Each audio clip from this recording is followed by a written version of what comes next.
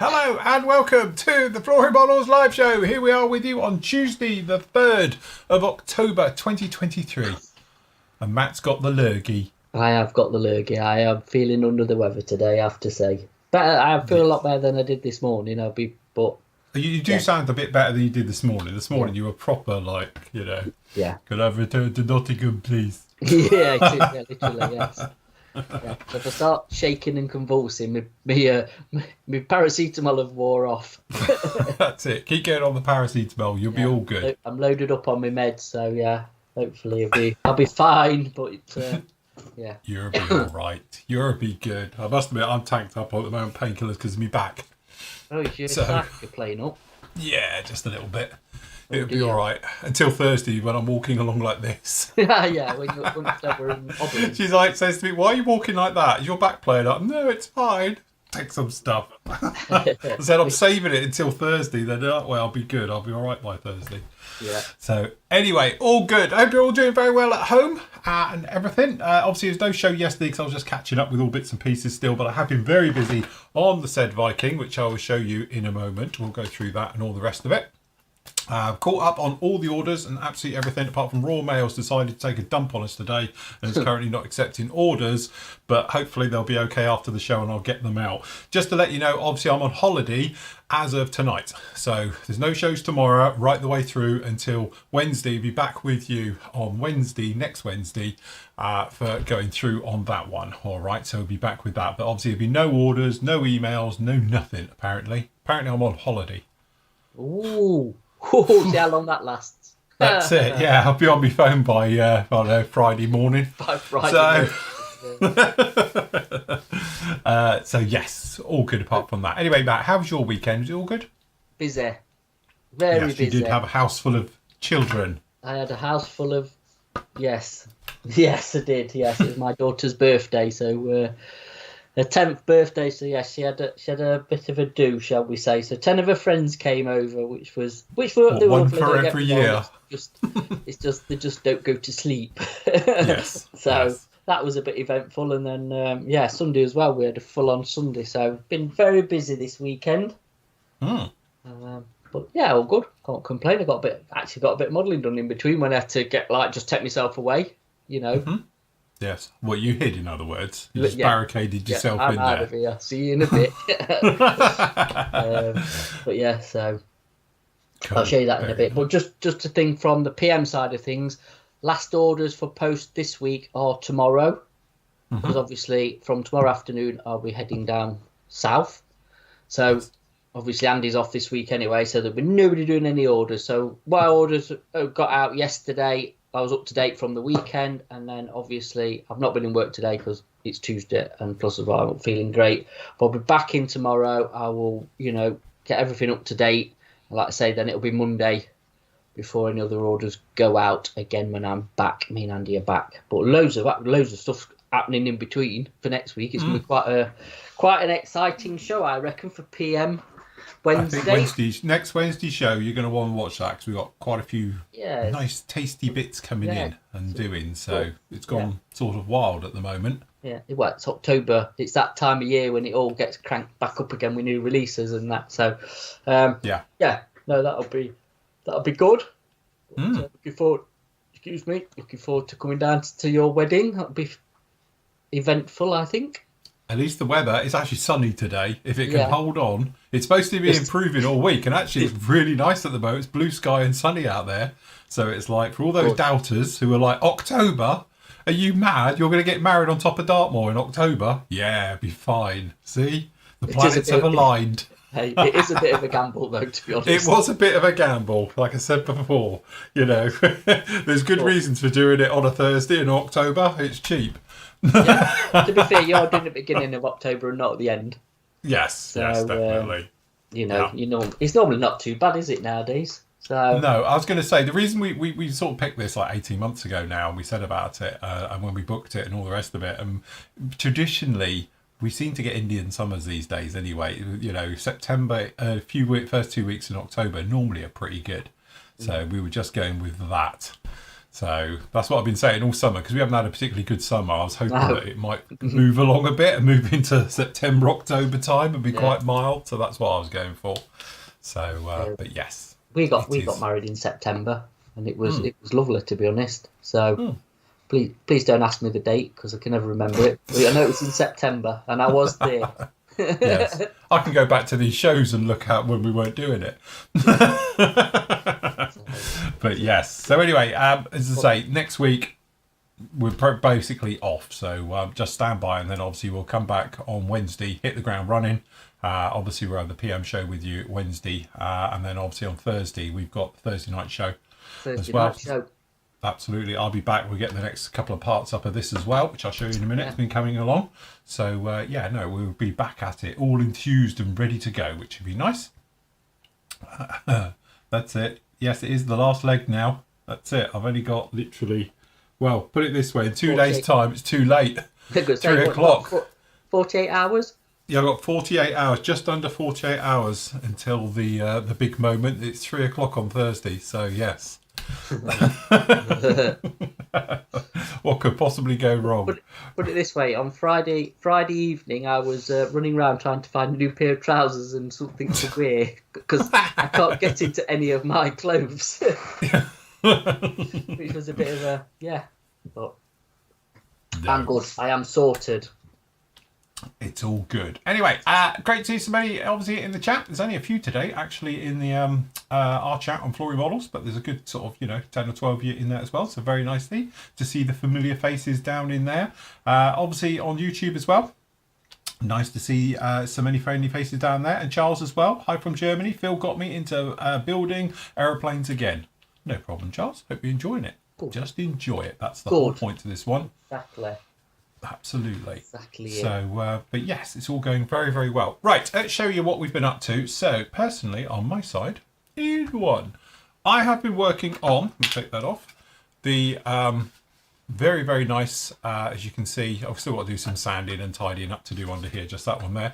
But on the Viking, it's going together all right now. Now we've got past that bit. The only thing I'm slightly disappointed in is obviously the cockpit, because the cockpit is what it is. It's horrible decals. It's pretty gnarly and horrible, but to be honest, you're not going to see any of it once it's all tinted and buttoned up and all the rest of it. But the rest of it's all looking pretty darn good down in there. It's all had a coat of just basically grey paint. It's not even primer, just to see how it was all looking in these different areas, making sure we've got no gaps and there's no lumps and bumps out of the way. And then we put the wings on. So we've got these first part of the wings. Obviously we chopped them off. As you can see, I've done this side. I haven't done that side yet, because I'll do that on a video, but we've sanded and planed out and everything, and then we're going to rescribe across the top here, as we're doing down in these ones as well, to get those ones all sorted. As I say, we've got the other side to do. They're pretty nice. Tailplanes aren't glued in yet. These are literally still a loose fit, so it's just on there for show. So we'll get them on in a little bit as well. So that's coming along very nicely. And then, to be honest with you, I tinted this morning, well, not this morning, but it was more like around about 11 o'clock when I got back, the canopy. So this is the original clear one, and then I was sent a smoked one afterwards, which I've re-smoked. Now, I don't know how well you can see it, if it'll show on here. You might see a slight speckling in here. Yes. So, yeah. Now, that speckling was all over this one, and that's because, it being a complete muppet, I have an airbrush system, which a lot of you know, it's over here. And then over here, just down here, I've got a selection of airbrushes. Now, the two across the top, to be honest, is my Iwata, which my Iwata, I use nothing but metallic. So it only has metallic paint goes through it. And then, to be honest, I've got my Fenga Benga, which tends to do all my clear coats now, because it's great for doing stuff like that. So that just does anything that's clear. All right, and then my other one, which is in the bay, is my daily runner, which is my PS270, which literally does all the colour work and any camo and all the rest of it. And I have this set up, and that's the way it is. And it's been like this for the last God knows how long, you know. So basically, you've just got good colour airbrush, cleaned clears, and then obviously got metallics. And I was doing a little bit of spraying work, which the guys will see at the wedding, for some of the decorative bits and everything, doing a bit arty crafty. So, and I decided, well, we'll just spray it. So I just wasn't thinking, grab my airbrush, put a load of silver paint into it, and sprayed liberally all the way round. Cleaned out my airbrush afterwards, didn't give it a thought, stuck it back in the old holder, no problem. Came down today, put in some thinners, blew it through. It's going clear, looked great when I blew it out on a bit of kitchen roll. And then I thought, right, add a little bit of smoke, and for that we did use the AK stuff, which to be honest is really nice. It's just as good as a Tamiya X19. And then I sprayed it on, and yeah, you guessed it, it's metallic. So the fleck has come through, and that's one reason whilst I do say about having a couple of airbrushes is dead handy. So if you've got something that's doing metallics, it's a nightmare to clean out your airbrush. So I can thank Tamiya's sparkling silver lacquer paint that it makes for a fantastic have glass look if you wanted to have that, because it will give everything a very, very nice sort of sparkly sheen to it.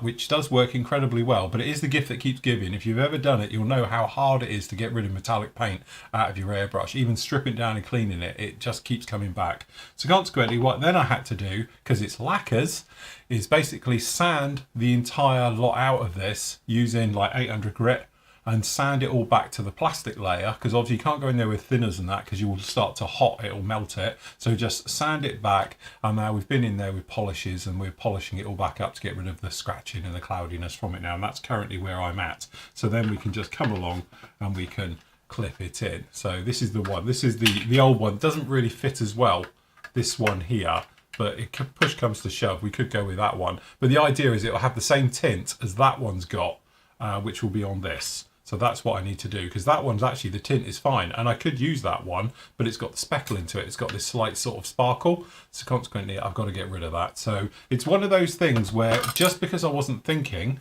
for a couple of minutes has now cost me best part of half a day having to sand, clean, sand, clean, sand, clean, and go right the way through it. But generally though, apart from that, it's all coming together. I have to say the wing seams weren't on really well. They were fine, no problem at all. The tail, as you can see, they look pretty nice anyway, no problem with those. And on the wings, we've put the extra lumps on the bumps on the outside of here as well. So those are all glued in place now. So I'm hopeful once I get back on track and I can get this actually installed and in here properly, and when it does fit in, there we go, just down in here, we can do this, get this masked up, the clear part at the front, get that done nicely, and then the rest of it will all be absolutely fine, and it'll go through. So I'm really, really hopeful by next week when we're back that that thing will be actually get a coat of paint on it. And obviously for paint scheme on this one, I'm going to do it in low vis, which I know is not everyone's cup of tea, but I do fancy it. I'm going to go in low vis, we can weather it a little bit more, and then we've got a high vis tail for it. So that kit decals are actually really, really nice, these ones.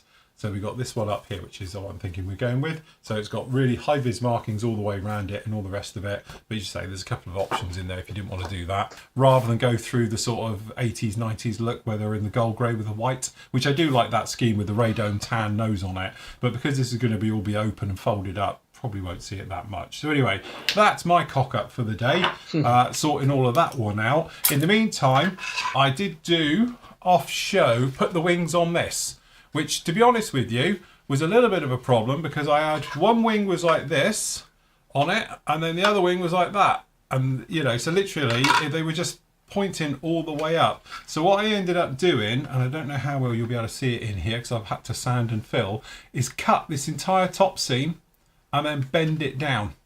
And now the way I did that, which is a technique I've never tried before, but I'm now going to pioneer it. So what I did was I got a clamp, we put a drop of glue in, I won't do it properly, and then using obviously the fuselage half, I do it slightly towards you, literally clamped it like this to the bench and then pulled it down so the wings actually went more level. Because again, in the idle position, or the neutral position if you like, and they fitted beautifully with no gaps each side, they are way too high.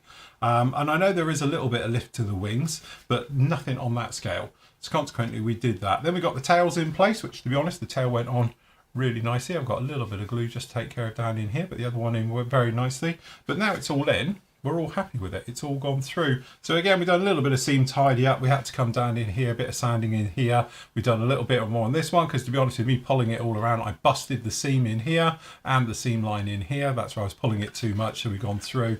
But generally the nose one is all okay. Top one looks good. So using a little bit of black acrylics just to let me have a look to see what the seams are like and make sure we got no holes and various bits down into it. And as you can see, we've got a few little dents down in there from where we've pulled it apart and all the rest of it, but we could easily go back in there and sand and just blend them out and all the rest of it. So yeah, generally it's all right. It's one of those ones where I thought it was perfect, we're gonna have no problem, but looking at it from an alignment, it was awful. It was, they were like that, and it was like, yeah, we need to do something with that one. So I clamped it down and went a little bit sort of old school onto it, and it's come along quite nicely. So plan of action for that one today is to go through. We've got to do some work with the flaps, the bits and pieces, the gear, the internal doors. We can do that one in a moment, and generally sort of really push through with this one. And again, hopefully by next week we'll be in a situation where we can think about getting into paint as well. So get it masked up, which obviously Matt's got some bits coming down for me, including mask set, thank God. Yeah. So next week we can get it all masked up and we can go through the motions of getting it all sorted. So yeah, doing all right. So we're sort of getting there. So in both cases, they've given me a little bit of a hassle, but we're sort of back on track with them now and we can sort of really push through. So we are getting there in the great scheme of things. Good. Good job. Yeah. Nice. And how's it going over there? It's going all right. So I've been cracking on with the 110. So flying pencil. Yeah. So basically, this is just Vallejo silver. So I've just put some hairspray on it, and I'm going to spray it with the RLM02 because it is an early one. It's a C, so you know it is the right colour interior. Yeah. Cockpit's done. Pretty much built up. So nice. Yeah. Again, that's going to get a coat of RMO2. Seats there in the middle seat and the instrument panel. And I've got a set of Quinta. So that should liven up the interior a little bit. That looks nice, I must admit. It does that look looks really nice, nice, doesn't it? Yeah, and obviously the belts and stuff. So yeah, I'm looking forward to getting them on once that's painted. Got the nose done. Very the nice. nose is all ready. It fits really well actually. Both the engines are built. So they're all together, and the wheel wells as well. Very nice. All that's sorted. So yeah, it's coming on quite nicely actually. I've got to say, it's it don't seem like a bad kit so far. Nicely detailed.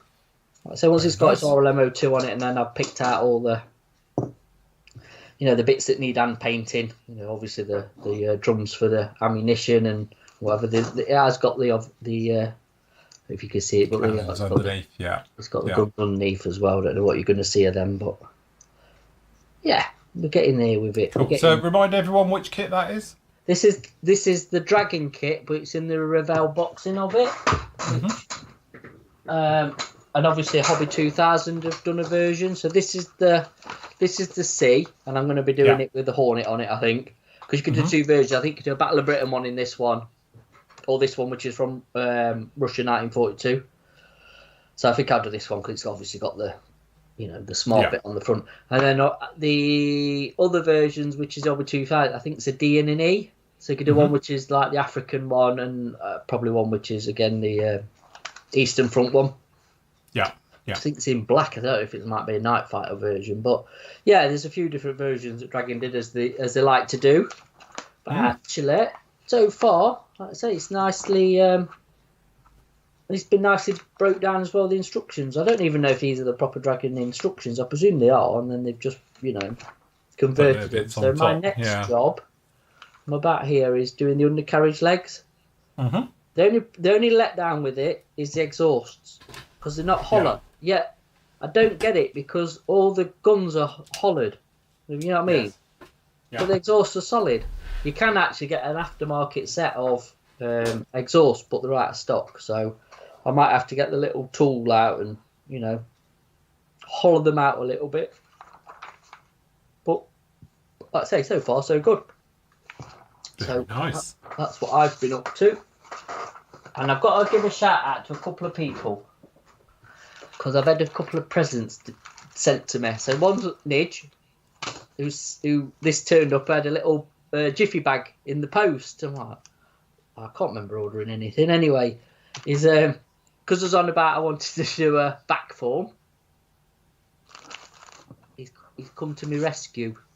Very nice. And sent me a couple of Aero Club ones. Now, what I might do is, if they're both the same, I think, a Spitfire Mark 12. So I'm gonna keep one, and I'm gonna give one to Nathan because he likes a vac form, and he was saying how good they are. So we'll have one each, and I probably will tackle that. And then the other one is to Simon, who came. He picked some stuff up that he bought at the weekend, and he dropped me a couple of kits off as well. So he dropped me off a Firefly from Dragon and a Italeri Panzer, like a flat Panzer thing, which will be a good little sort of buster, I reckon, for doing demos with. So, yeah, all Very good. nice. Speaking of thank you, I just may have to say thank you to Andy Martin, who sent us a wedding gift present. Ooh. Very nice was too. Yes. Ooh. Is it drinkable? Yeah, oh yeah. It's coming with us for the weekend, put it like that. We did say it's too good for you lot, not taking it to the wedding, but we'll take it with us for the weekend. Fair enough. So yes, very nice. But no, thank you for that, because I had an argument with the delivery driver, because I know for a fact we got no deliveries due. Right. So he knocks on the door. He's like, delivery, and I was like, all right. He was like, I'm not expecting anything. Are you sure you got the right address? Because sometimes we get a bit of confusion with the houses behind us. And he was like, no, definitely you.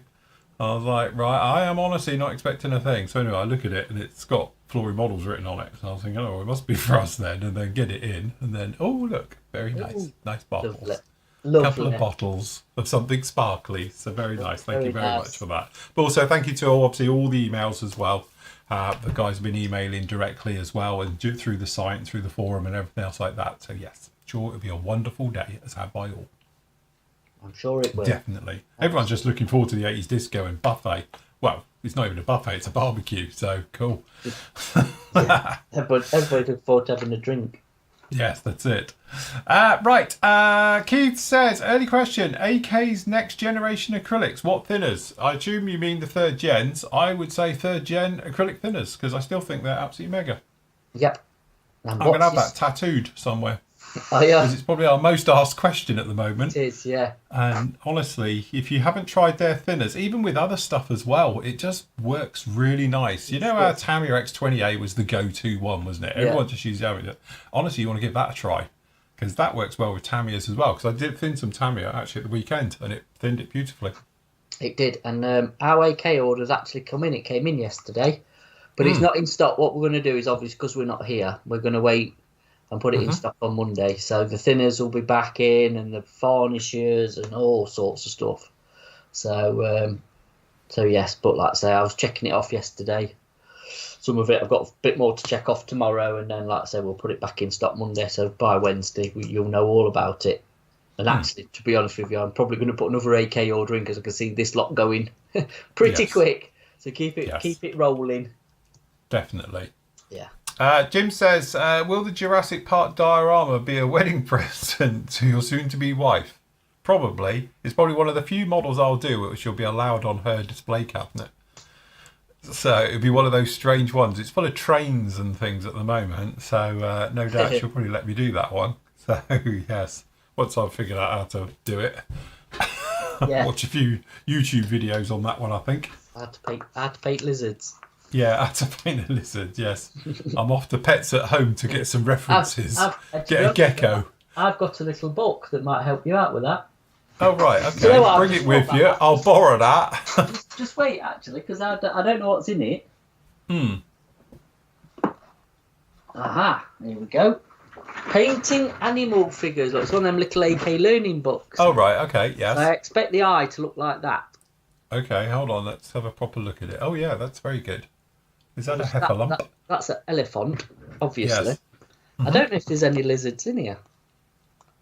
Let me have a quick look. There's a leopard. Oh, right. And a walrus. They're dinosaurs, then. Hold on. There's a gorilla. And an orangutan. A giraffe. A rhinoceros. I tell you what, actually, I tell you what there is. Oh, look, that's close. Yes. A crocodile or an alligator. I don't know which one it is. Oh, dinosaurs. There you go. Look. Okay. Not like a T-Rex, but you know. Near enough. Hold on. Well, bring it down with you. Wait, bring it. On. That's it. I was going to say, bring it with you. No. I'm borrowing your book. So there is actually. Yeah, look, there's all lizards in here. Can you remember them? Yes. Yeah. I had the Triceratops. I can remember. I did. I had the Triceratops as well. I think mine was Airfix though, because Airfix did arrange, didn't they? Weren't Tamiya? And I tell you what, the thing was absolute. I remember taking it to school with me when like primary school, juniors or whatever, and the thing was like unbreakable. It was proper solid. It got a lot of hammer, and I don't think it ever broke. But it's definitely the Airfix one and not the Tamiya one. But yeah, there's Speaking of which, are we impressed with Tamiya's lineup that they've just released? Wow, what they've done? Well, they've done a chipping fluid. Have they? Right. I'm not being funny. They're like 10 years late to the party on that one, but they've now released a chipping fluid, but also they've now released some pigs and animals and farm yes, stuff. they've done the livestock set too, haven't they? Yeah. Yes. I know Andy put up the F-35B on pre-order. Yeah. Because we've actually got a price for that. So he put that up the other day. But I don't know, livestock. God, I remember the original livestock set. I think he used the German Shepherd out of it for something I was doing. Yeah. Yeah. Oh, well. Different, isn't it? It is. Yes. A little bit different. But So yes, totally scale models are saying about. Did you know that recently discoveries that the T-Rex was covered in feathers? We did. We discussed this on another show. We were did. saying so, but it's not quite as scary if it looks like a giant turkey. No, it's just running at you. Yeah, well, massive. Yeah. Yeah, it's lost the edge if it's going to have feathers and be colourful as well. Yeah. So It is, isn't it? Really? I think you should scratch build Jurassic Park wouldn't be the hit it is today if it had feathers. I'm telling you. I think just like dinosaurs in general would be a bit odd, wouldn't they? Yes, definitely. I still don't think they know what colour they were. Well, yeah. I think they're just going along the lines of, It's a lizard. Lizards and alligators and think, well, look, if that's that colour, it probably was like that. Crocodilia, apparently. By the time you see their teeth, Edward, you're probably dead. Don't worry. Yeah, probably. Oh, look how cute and fluffy. Oh, I'm dead. Yeah. Yes, they were quite scary as I was passing his tonsils. Yeah. Yeah, definitely. So you're going to carry on with your Helldiver for a bit? yes, I'm going to carry on with the what I'm going Helldiver. to do today? Yes. Oh, nice. A vintage classic. It is. So one of our Airfix special vintage classics, I think. Now, I do know it has no cockpit. Because this is tooled in the 50s, this one, I think. Yeah. Has it just got like literally a flat seat? I don't even know what it's got. Let's have a look, shall we? Shall we do an inbox review? Go on then. But, are we excited about the little hovercraft coming back out? I think. I'm surprised. I'd like to see the big one. Oh, yes. I wonder if they've still got the moulds for that. I don't know, but the big one would be good. Right. Let's get it the right way around. Because that is a proper one-off. Nobody else has done one. Here, look, comes in proper. At least got proper decals. Look, they're in register. Yeah. Yeah, look, they're not classic ones. They're not classic. They're all over the shop. Yeah. But yes, there can't be much to this. This is definitely one of them you can build in. Yeah, look, there's the cockpit. There you go. Or lack of. So he literally sits on a box, does he? I think he sits on a ledge. Oh right, he's got a little ledge. Got a little ledge he must sit on. I think they've retooled the clear parts on this though. Yes, they did. I think they did, didn't they? So that's how easy it is. We've got like 3 parts, but part 3 is either you're going to put it on floats, wheels, or skis. Yeah. And that is it. Oh well, let's look. That should be fun, isn't it? That's it. Let me get myself. Yeah, because if it was the original, it'd been in that funny white plastic probably. Yeah, or yellow. It'd be yellow, wouldn't it? Oh yeah, the yellow plastic. Yeah. To match the. So even no paintings required. Yeah, but you know what? These were actually orange and not yellow. Yeah. So I don't know where they got the yellow bit from. I think it's a restored one. Right, okay. Andy gave me a bit of a history lesson on it. I'll tell you what I've got though, a mast set. They do a mast set for it. Yeah, look how big that is. Yeah, that's it. Massive. It's very shiny. Is it oily or is it just shiny? No, that's just the styrene. Fair enough. Yeah, no, it's all right that. But yes, I don't even know what he actually sits on. I thought he had a ledge, but there you go. Look, I presume he sits on that. Look. Okay, you've got a plank. Sits on a plank. Yeah. Yeah. Right, let's get on. I think. You have that built by 4 o'clock. Yeah. Bit seam lines. Definitely. Right, let's clear a bit of space. Remember, guys, if you've got any questions, feel free, shout them out. Chuck them. Anything you want to talk about, anything you want to discuss. Yeah, that's it. Tamio doing the marlet as well, which, again, seems strange, but hey-ho, who are we to judge? I didn't think there was that much difference between a marlet and a wildcat, but hey-ho, I'm sure there is. Wait for it. I'll get spammed now. You're going to get blamed of for people. saying that. Yes. What? That's a bit gash. Ooh. I'll tell you what, it's one of them when you put your goggles on, you can see all the faults. Yeah, that's it. It don't look so bad with crap eyesight, and then you put your...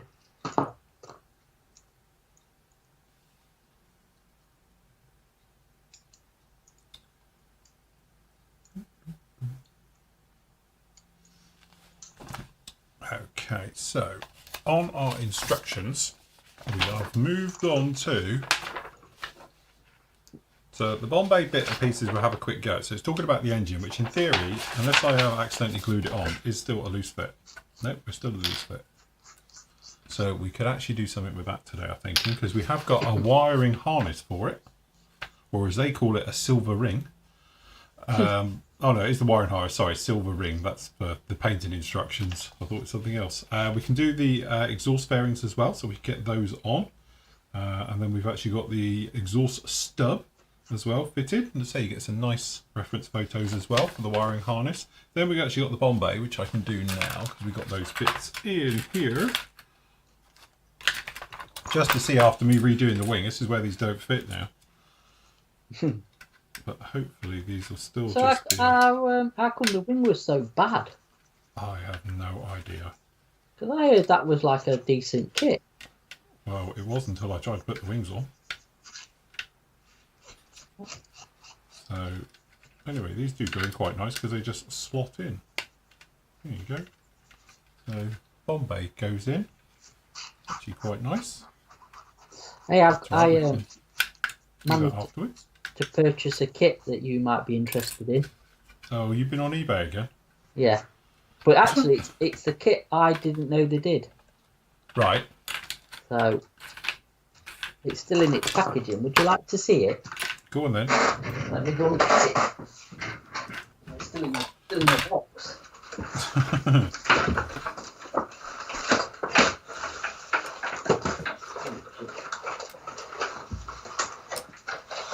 Right, okay. Might have to swing your cameras because it's quite a big box. Hold on. Alright, let me put you on Stonewall. Oh, nice. Yeah, Jolly you Green know how Giant. about a 48th one? Yeah. And I wanted to do a C. Can you remember? I think it was a C Yeah. one. Yeah. Yeah. There you go. And I never knew Revell did one. I always thought No. it was like the German one and stuff. Do you know, I didn't know they'd done that one. I think I might donate it to you. You like a big helicopter. I do like a Jolly Green, yes. Plus. Can you remember? Go on. Hold on. I got them, didn't I? You did. So we've got some decent aftermarket schemes for it as Decals well. for it as well. Yeah. Yeah, from Caracal. Because I always Nice. like the because you've got the Airfix one, haven't you? And I think I've got a Fujimi one and an Italeri one of these. Obviously, it's in the C camo, which I think is cool for these things. Yeah. I think that's really think I've cool, got actually. Massa as Very well. nice. But yes, I never knew they did this version. To be honest, No. I thought, yeah. So the box is a bit, That's the typical, proper sort of... That's the proper 80s boxing, that is. Yeah, hey, look at them for the instructions. That's what he's photocopied them, I think. Is that what they are? Because I don't remember them coming on think sheets they are. like that. I think they are a photocopy, yeah, because it would just be a pull-out one. Yeah. But actually, that'd be all right. Just staple it together. You've got a nice little booklet. But I don't think it's actually that bad a kit, is it? If I remember. But it's a blooming... Yeah, look, let's try and... Well, to be honest, I don't know that kit. I've got some clear parts anyway. But for anybody who's wondering, it's a bit of a lump. It is. Sorry, I'm getting glare off my. Bit of, there you go. Yeah, that is a lump, isn't it? It's not a small helicopter. Nice. 48. Somebody You'd have needs to to open do up a the side 35 door and one. stick a 20mm in it. Yeah. Hey, we need thingy to do the 35th one, don't we? ICM. Yes. Yeah. Yeah. I actually got it for quite a good price as well, to be honest. I wonder how much work that would be to convert it to an MH53. You know, like the... Because I've got loads of reference photos of the one that ended up in... the one down the road from Telford. Oh, right, at Cosford. Cosford. Yeah, all the reference photos off of that. I spent a bit of time doing a walk around on that one a few years ago. Are we going to Cosford? What, before we do thingy, or when we're around that area next month? Yes, we can do. Haven't been for a while. When's the last time we were there? Probably the last time that we did Telford. Last time we went, didn't we? Because I got lost. I ended up on the other side of the airfield. Yeah, and we it were was trying raining. to come through, and it was, yeah. Blooming So horrible. it's the first time I've been there without, on the show weekend. Yes. Right. See. Let's see what we can do.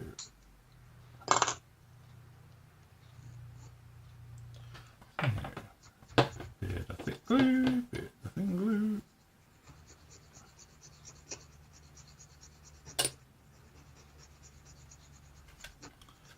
But I like Cosford. Cosford's nice. One I haven't been to for ages is Hendon. I haven't been to Hendon probably in 10 years now. Do you know what? I ain't been down there for ages either. I bet I'm It's a bit of a poke to get there for me, but yeah, if you're going to make a weekend or a few days down that way, yeah, probably worth going, isn't it? It's just such a sod to find the bloody place because the sat nav don't take you there, does it? Takes you in the middle of a bridge. So I think you have to put in Hannants. Go to Hannants and to go to Hannants, you get there fine. Yeah. Yeah, but if you actually put Hendon in, it don't take you to Hendon. No. So.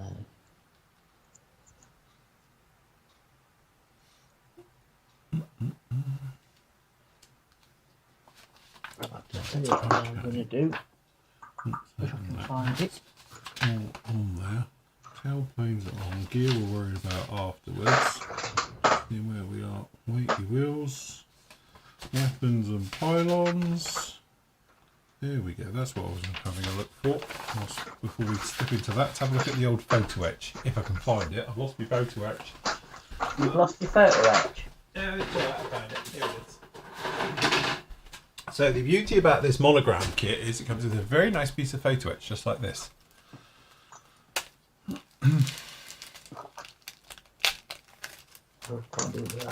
I don't know anybody can use these scribers. Which one is it? P-Scriber? Yeah. The old P-Cut? Yeah, I need to find the other ones.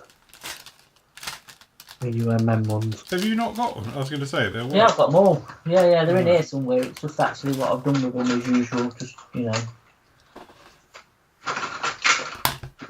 They're in a safe place. I found them now. Yeah, that old chestnut. There we go, they're here, look. That's it. Nice. Keep them in the nice sleeve.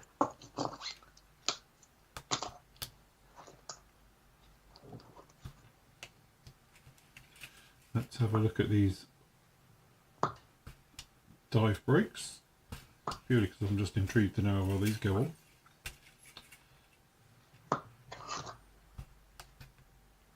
I get the idea, obviously doing it in photo etch, but surely this would still be too thin in photo etch. I don't know.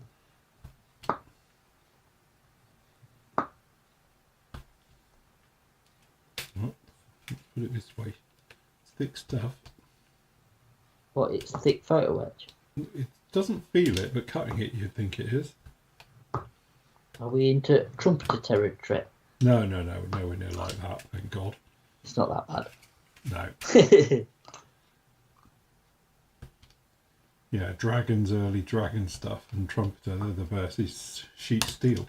Yeah, that is, yeah.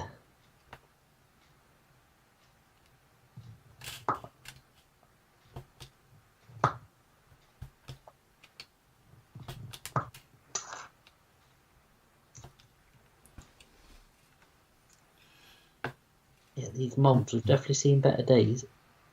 Yeah. Yes.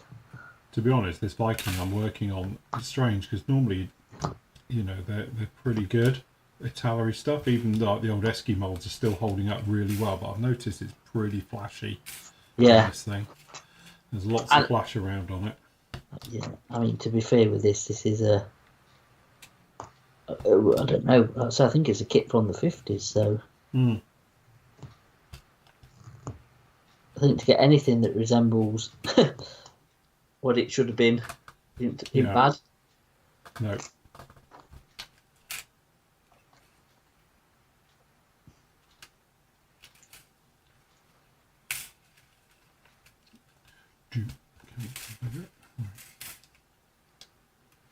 I can flash.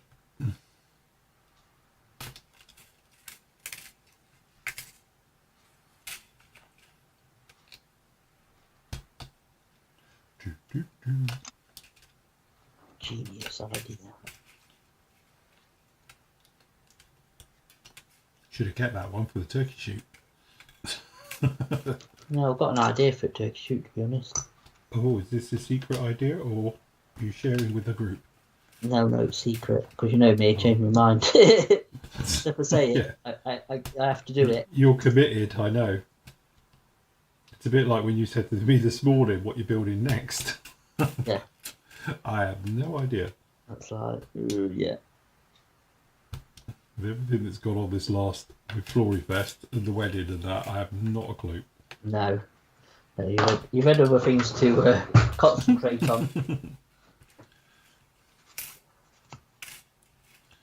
Okay, right, so I guess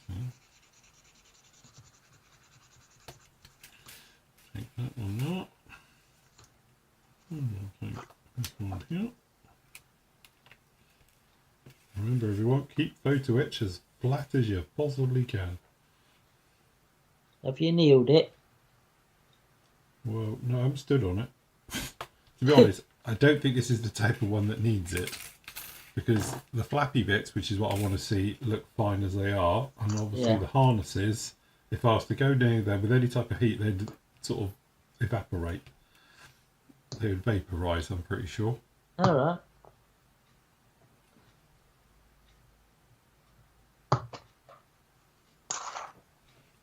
It's nice stuff. Right, okay, let's have a look at these and see what goes where. So I'm taking that must be a bottom, so these must be the top. Maybe like this. Maybe it's like this. Like that.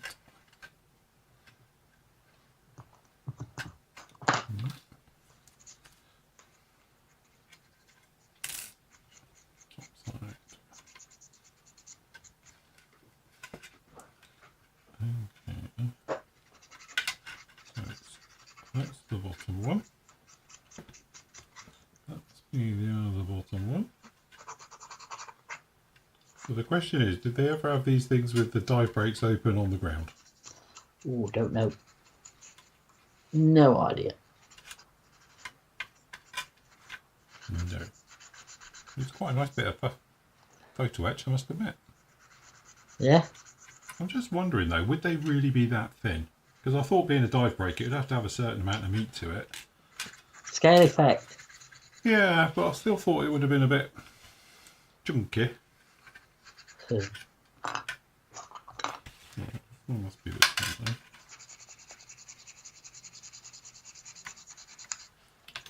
This one or is it this one?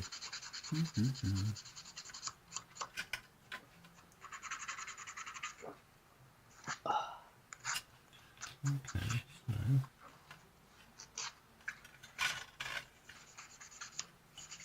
so must be over In here. burger then tomorrow night. Yep.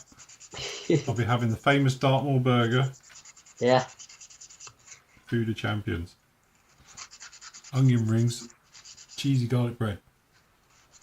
You're fine. It's alright. Right, photo etch, check. It does fit. Yeah? So that's okay. Yeah, I'm looking at the pictures, the reference pictures it's got down here. It does look pretty thin stuff. You can see it in here. doesn't look thick. Right.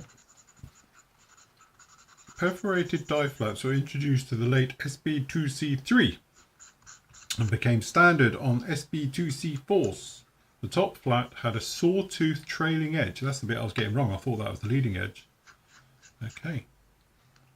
Interesting. Good job you read the instructions. Well, good thing with these is, although I was reading some of them and it was talking about a tailplane, and it's like it describes it. I'll read it out because actually it's quite funny, right? Yeah. Where is it? Let me find it. Here we go. Right, assembling, right, of the parts for the rear stabs. Right, it says number 1, cement both right stabilizer top half to the right stabilizer bottom half in part 8. Glue the completed right stabilizer to the slot of the right side of the aft fuselage. Cement the left stabilizer top half to the left stabilizer bottom half, and then glue the completed left stabilizer into the slot on the left hand side of the fuselage, checking the alignment of both stabilizers before gluing sets.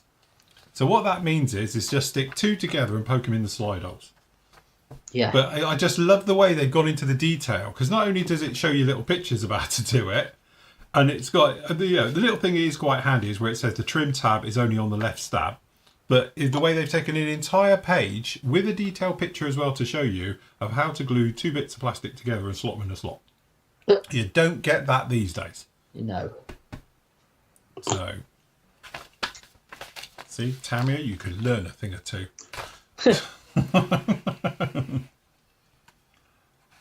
Okay, so what we're going to have to do, I think we're going to have to paint this and this. I think we'll do this in our usual buff it technique, and we'll buff it all and all the rest of it. Then we'll do this in silver, and we'll overlap this over the said top. Is that the wiring harnesses that you're doing? Yeah. Yours. So I think we'll do it by hand because it won't take 2 seconds. So, oh god, sticky stuff. So shove that in the out. Shove that in there. I'm going to take a little bit of the dark iron. So this is my favourite 214 buffables. Just works really, really well for this type of stuff because obviously you can brush it. Oh my lord, I'm almost out of that one. Tell me I've got another one. Oh, I think I have. What have we got? 212, 213. Where is my 214? But that say, don't ask us for any 214 because we can't get it. Are you out of it? Yeah, they ain't had any last time we've ordered it. So. Hold on. I have got another one here somewhere. I just can't see it. Hold on, it'll come to me in a blinding light. Cause I've got a new one somewhere, or newish one. Hold on. It's got to be here somewhere, everyone. No one panic. You know what? Shall I be really horrible? What? Because what happened was, and this is a true story. Well, Matt knows this one anyway, but for everyone at home, ages ago, and this is before we had PM models, which is now what, 6 years old? Yeah, I think so. Yeah. More than that, right? I put in an order for 1 bottle of 214 from a certain company in Hong Kong, right? And I made a screw up on the order and ended up with 6. But they didn't send it for 2 years because it was just on back order. And then these turned up. And luckily for me, I still have 2 left. Oh, you've got the old ones. Yeah. So, yeah, and that's a true story, that is. I've got them in there. If you remember, I sent you 2 because we needed them for the store. Yeah. we were out or oversold. You were out. Yeah, I think we'd oversold, and it was like, shit, you still got them? And I was like, yep, get them in. Yeah. So, okay, let's give that a good mix. I always use the same brush, as anyone who knows me knows. I have my one and only knackered brush, but it's great for this type of stuff. I've got But you always get the big, thick sediment, and this has been kicking around, as we said, for like 5 years. So, yes. Jim says he took possession of the Flory washes over the weekend, courtesy of High Altitude Hobbies. I've been experimenting with the dust wash. Good to go. Nice. Just have fun with it. Play with it. Try the fart technique. Yes. Everyone needs the fart technique.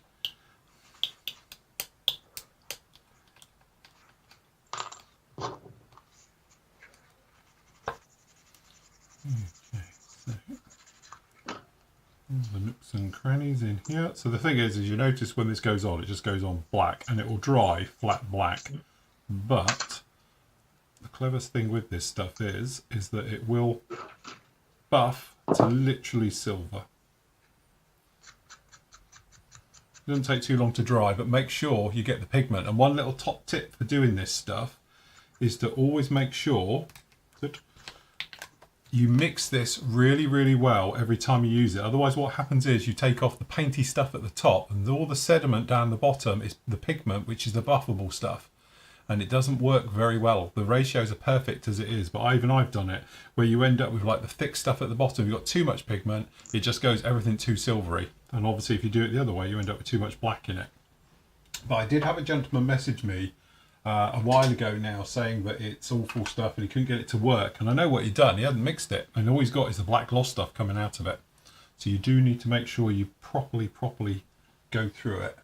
Get it well and truly mixed, which I know is the same for every paint really, but definitely in that case. Some more than others. Hmm. Just split that. Well, that's not good, is it? Broke it. What have you done? You broke it, eh? I snapped it. Yes, I snapped the tail plane. Oh. Oh dear. Damn. Bit heavy-handed. Right. I always keep me offcuts like this because these are great for scratch building. These are dead handy. For instance, if you're doing the inside of panels like these and you wanted to do a little tiny lip, this stuff, keep your old frets from photo etch because it's great for using it to making these. So if you wanted to, you could literally put these in. If you didn't have one, this one's already got it in, but you could use these, put them onto the inside of it. So you get that sort of look where all the fasteners goes in. You can even put the holes into it if you wanted to. But there you go, top tip for the day. Keep your old photo etch frets. Right. I don't know if the guys are across the road doing the tree again, but I can hear something soaring. Is it still not down? No, we've still got a giant 120-foot twig now. I thought we'd finished that last week. No, not them. It must be somewhere else. Sorry, I thought I could hear them going again. Must be up the road a bit. No, we've still got a giant twig now. 120-foot mast. Well, I said to him, I'm going to say, you can actually chop it all down. Is that your new flagpole? Yeah, just leave it as the as a twig. What have I done with all that? I just had loads of that. No, gone. Grab a bit more. Right, okay. Quick brush of this on.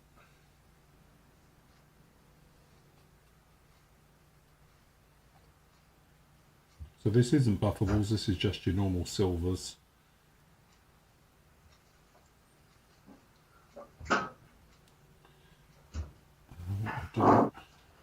Right, where's that little box thing? I've just seen it somewhere. There it is. I will put the cockpit together. Mm-hmm.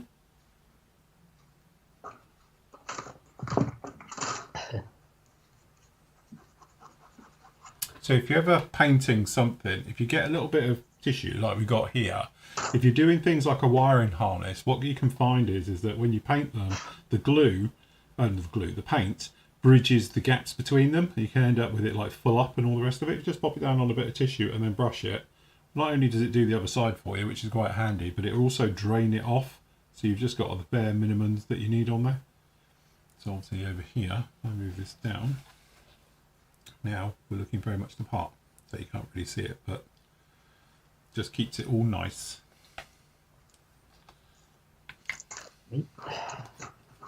For that one we just used a little bit of the SM paints, so this is the Super Metallics number 203. Highly recommend them, they are great for hand painting. Really, really nice. I and they're lacquer based, they dry really quick.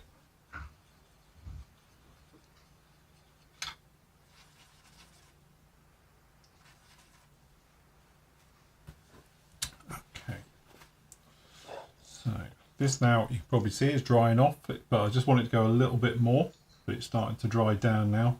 Make sure it is, because again, because it's wet, if you go near it, it will drag it off, and because we haven't primed it or anything, it will come away. But what we'll do in a couple of minutes, we just let that dry a bit more, then we can dry brush it with itself. So we're not going to use anything else on a dry brush, literally just going to brush it, and you'll notice it will buff up, and then obviously all the metally bits show. There's two trains of thought of doing this way. You can do it the first way like this, so it's literally black, which gives you this nice dark look, or you can go the other way and paint it all silver if you wanted to, and then put a black wash over it, so then the wash picks out all the details. But again, with this one, because we're not having the engine exposed and that, really you're only going to see it from the front, so I'm not that worried about it. But by the time we go in there and dry brush it with the actual buffables, which is what it is itself, we should end up with something really, really nice. And then with the contrast then with the silver of this being on the top, it should be really noticeable as well. And one of the things we often talk about is we're faking it. This isn't real, this isn't a real engine, but if we did it all just in muted tones and all the rest of it, you wouldn't see the wiring harness that well. So consequently, we can make it show, and we can make it like a feature. So when we look into that engine and we look at a glance just down past the prop, we'll see the wiring harness in there. And it's just a really quick and easy way of adding detail. And obviously, we've said before, the more detail you add to your model, the more scale effect you do. So just think of it as if you're looking at a model which has got no painted weathering onto it, and it's say like mattes, it's just going to be yellow or orange, it will look like a toy. But as soon as you got some contrast into it, so maybe that may be a wash, you know, you've got 2 points of interest because your eye's looking at the darker lines. Well, the same goes with everything on your model.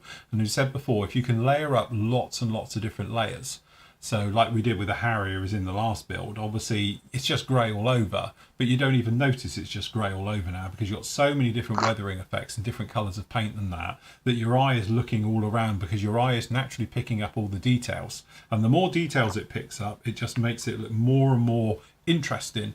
And it's an easier sell to the brain that it's something like a miniature marvel rather than being, you know, just a plastic toy, which it is, of course. No, look, I'm going to have a new cutting mat when I come back off holiday. Oh no, you wrecked it. Well, this one's getting a bit scabby, to be honest. I have got a brand new one. I'm doing well. I've had it almost 6 months and never used it. So what, the new cutting mat? I've got a brand new cutting mat still in its wrapper over there. Wow. Which I will get round to having a look at, you know, when we come back. I will be breaking it out. There's something quite satisfying about having a new cutting mat. Yes. You know. What have we done with that?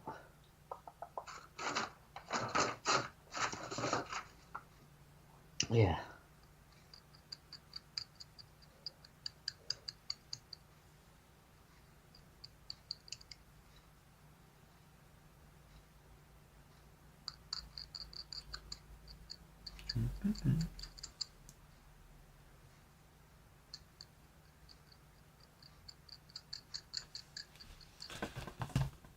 Okay, right. Anyone got any questions? Let's have a look in chat, see how everyone's doing. Where are we? Speaking of dry brushings, what's people's opinion on the Dio dry brush paints from MIG? Can't honestly say I've tried those, I must admit. I've got a feeling they're very similar to what Games Workshop used to do. Yeah, well that's what we said on the Thursday show when I mentioned it, wasn't it? I imagine they're very, very similar. So think of it almost like a makeup. It's very, very thick, isn't it? Yeah, the it's great like thing a is paste. it lasts. It's like a paste, but in some ways it's working more like an oil. Like we often say, Yeah. dry brushing oils is brilliant because it just lasts forever. I think they are the best dry brush paints, if I'm honest, the oils.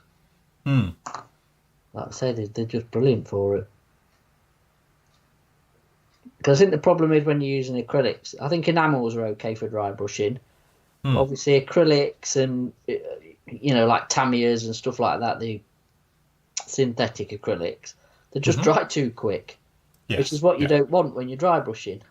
No, even I the love same dry with brushing with apples. oils. Yeah. Dry brushing with oils is just lovely because, you know, many times I load up once and never load up again. Yeah. You know, the first thing I did, like a big project, was the 72nd Perfect Grade Millennium Falcon. I dry brushed the entire thing on one lot. Because it just kept going, absolutely going and going and going. And it gives a really nice effect because you gently build it up, you know, whereas obviously when you're dealing, especially with acrylics, it's all or nothing, you know. Robert says, do you think that the F-35 will have a service life as the F-16s? Probably. How much they cost? I think it'll probably go longer. I think the F-35, let's face it, because like Matt points out, the cost of them, you know, 100 million squid a pop. You know, it's not a cheap aircraft. So imagine, you know, it's going to be very much like the F-16. It's designed as well to be upgraded. Apparently it's got lots of room inside it because it's got future things that are coming down the line. So there's the space is already there for it. So it has been thought about to last. So if it lasts, you know, 50 years like the F-16 has, I don't know. But I should imagine that it's probably going to. Gone are the days, and we've discussed this on shows, haven't we, where something would be obsolete in a year.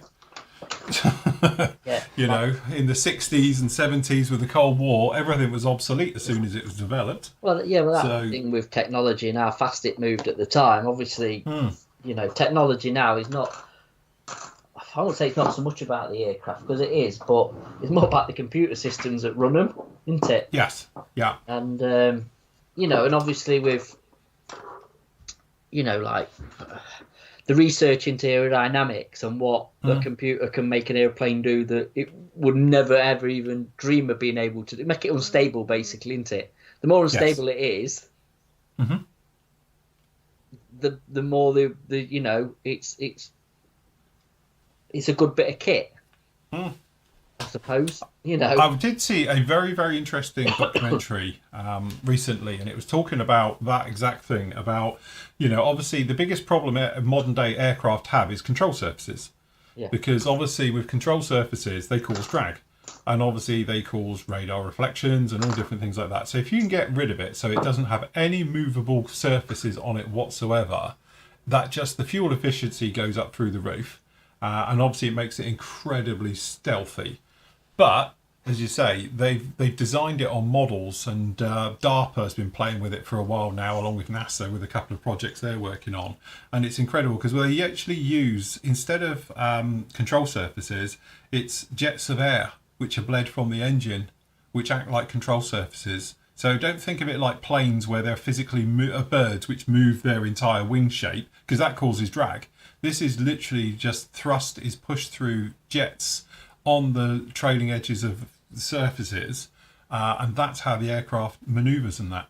So it doesn't have any moving actual conventional control surfaces. There's no flaps, there's no, you know, anything at all. It's all of these jets of air that just blow it still in the right direction that you want to go. So it's very efficient, and they've done it on like models, quite big ones, already as a proof of concept, and they reckon that'll be the next thing on fighters. Forget your vectored thrust and all the rest of it. It's just going to be full control thrust, so it'll just be jetted out of the aircraft in different areas and that. But they were talking about passenger airliners if they had it, because engines are big draggy things as well. Yes. So, you know, you got these giant engines hanging off of things causing drag. If you don't have them, it's a lot better.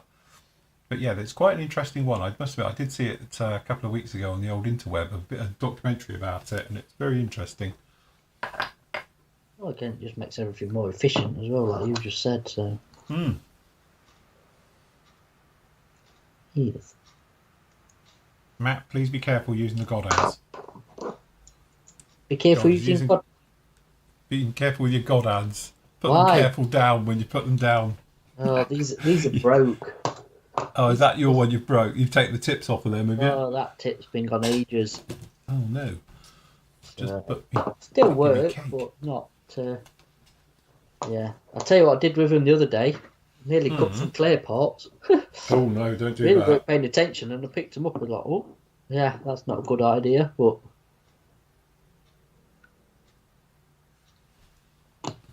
I forgot. Don't do that one. Hey, I forgot how good this black extra thin stuff is. I know, I've got it here. We talked about that on Thursday, didn't we? Yeah. This one. Yeah. Good I've stuff, had it, but never, not used it, but. Yeah, I've had it for ages since we first ever had it in, but I've never really used it. I think I used it on one build and that was You it. did. You kind of used it, and then Yeah, you forget about it. gave up. Yeah, well, now I've got me holders. Mm-hmm. I've got it. You know, it's been out of sight, out of mind, basically. Yeah. And that, you know, how it is. But yeah, now it's here. You can see what you're doing. So if I just grab the camera a minute, I'll Yeah, just yeah, show them this. Right, okay, so this is that buffable stuff. So I've just literally started in here. So if I just do a bit off, so you can see it's dead flat and there's nothing really going on here. So this is the brush we put it on with. You let it dry, and even though I just tried to rub it out on here, you can see nothing really comes off of it. But the buffables mean you can literally come in, and as you say, just give it a light rub, and it is great for doing a metal effect. And it's one of these things that you catch it in the light, you can make it everything go like a mirror. If you go too far with this, you can literally make everything really, really silvery. So if we just pop around the outside a minute. But it's got a proper metal look to it, and that's what you sort of want with these. With all the buffable ones, I've often said I'd love to do a train or something. And there we go, you can see that now, how it's looking really metally on those areas. And then obviously we'll come in here and just take this out, like that. And we'll just do one half. So if we do this half, do the engine collars.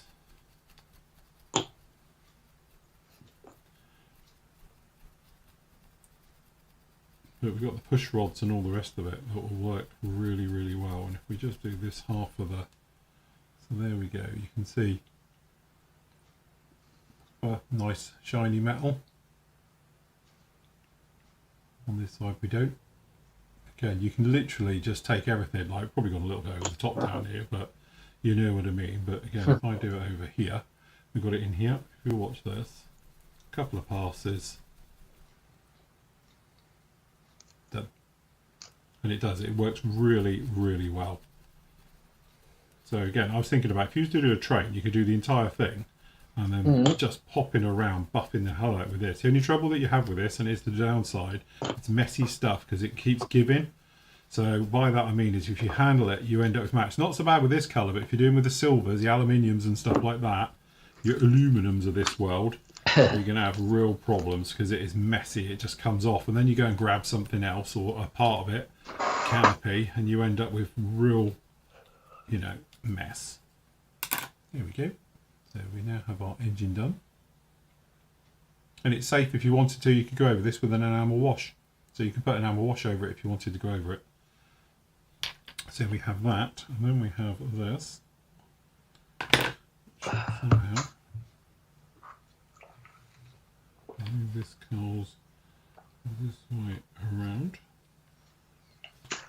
I'm going to come on here like this.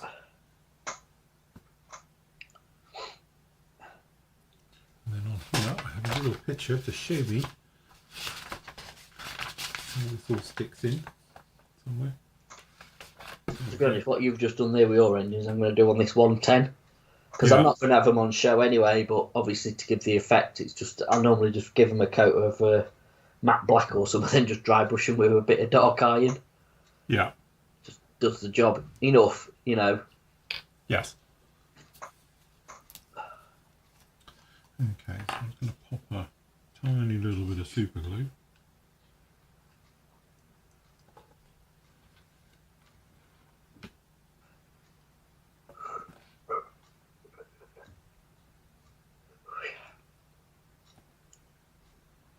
You can have a bobby fried chicken tonight. I don't know, I think Tabs has got something planned because we're trying to eat the contents of the fridge. Oh, okay. We're doing it that trick. Is that come to that, has it? Yeah. Well, we're not here, so she's like, we need to eat all this up. I was like, okay.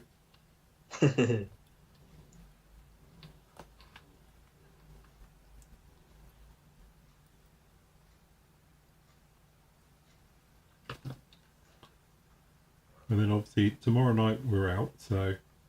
So, sorry, just what I think. Now, just so the folks know, we have between the team, we have a little messenger Yes. group, don't we? We do. And somebody put a message up yesterday night. Now, obviously, I didn't see it till later because I was in bed. Yeah. Would you like to discuss this or not? I don't know how many people on our thing are members of IPMS, so I don't know. And also, are we allowed to talk about that? Because we weren't privy to that information. That's a good point. I don't know if that's open knowledge. That's the only thing. I presume no one actually cares, but... Yes, yeah, perhaps, I don't want to get to do a bit of due diligence for this and find out. Well, that's the only thing I'm thinking. Perhaps you ought to have trouble. a quick word with the person who told us if we can talk about it openly. Yes, that's not a bad idea. To be honest, We don't want to get anyone into trouble. no, nor us. Yeah, nor us. Yeah, Not bothered by anybody else. It's just us. I don't want to get in trouble. yeah. No, fair point. I think. Yeah. But we will be coming back to this topic, so don't panic, everyone, because it is quite an important one. Sorry, it's like dangling the carrot. Oh, look! I know that's what you've done now. But look what you have. But I think we just need to check with said person to make sure we can talk about that. Yeah, definitely. But anyway, everyone's going to know in a couple of weeks' time. So, but yeah, it's nothing that exciting, everyone, before you think it's something massive. But I think we ought to check with said person because I'm not being funny. As soon as we mention it, said people who wrote that will know where it's come from. Yes. Yeah. No, absolutely. No, agree. Totally. Yeah. So, yeah. Oh, dear. There we go. That's that done. That's cool. I think the groomer's lost our dog. Oh, is he? He's done a runner with it, stolen it. I have no idea. Dropped her off at midday. I've not heard her come back yet, and it's like 4:10, so it should be baffed and tidy. Hmm. That's what I want. Right, so there we go. That's what our engine will be looking like. It's amazing what a quick job like that does. You're right. Where's me cowling? Let's see what it looks like. Let's see how much of all this we're going to see. Yeah, none. None, yeah.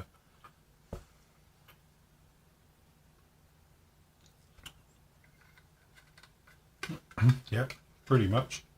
Well, you don't see much of it. Mind you, they've got a massive prop on them as well, don't they? Yeah, I was going to say, so you've got that. Have I got the prop here? Hold on. And then we have, because obviously it's a 4-blade prop on this as well, which apparently doesn't fit in the hole. Oh yeah, it does. There we go. So yeah, you're not kind of see too much of that, are you? But again, that's one of them where that's a prime example of not spending a load of time on something you're never going to see. Yes. Isn't it? Yeah. Oh God, yeah, that's that's definitely not a lot to be seen. There's not a lot to be seen in there, but hey, we know it's in there, and if you wanted to, you could show it off nicely. There we go. It is in there. As I say, we'll take it off because we'll keep it clean for painting. And again, I'm not sure about doing the exhaust down the back here because again, once this is on, as you can see, you don't really see much. Maybe just about a hint of it. But I think the rear firewall there is probably going to be thingy as well, green. Yeah. So yeah, you don't really see much in there. I know I was going to say, your cockpit on that Viking, Yes. is that the resin one? No. Don't they do a resin one for it? Yeah, they do. But you can't see it anyway. Have you got the My resin? point. No, I didn't get it.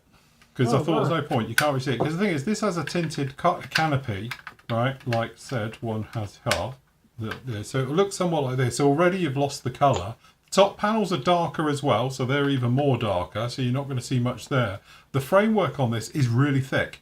It's actually got quite large framework on it, so you'll lose it. At the moment, you can probably say, we can see loads in there. Trust me, by the time it's got all the framework on it, you don't see much at all. So that's why I decided not really to bother. I am doing some clever things with it, though, for the seats, because you might see the seats. So I've actually got over here, ready to go. I've cut up some 1/2mm Tamiya tape, well, some Tamiya tape into 1/2mm strips, and I'm going to make some harnesses out of these. So I've painted these, and these are all set and ready to go. Because the seats, which are over here at the moment, they're going to get a little bit of love, a little bit of weather in, do a little bit of detail on that, and I'm going to replace the harnesses because there is these moulded into it, but they're just awful, and I think they're too thin anyway.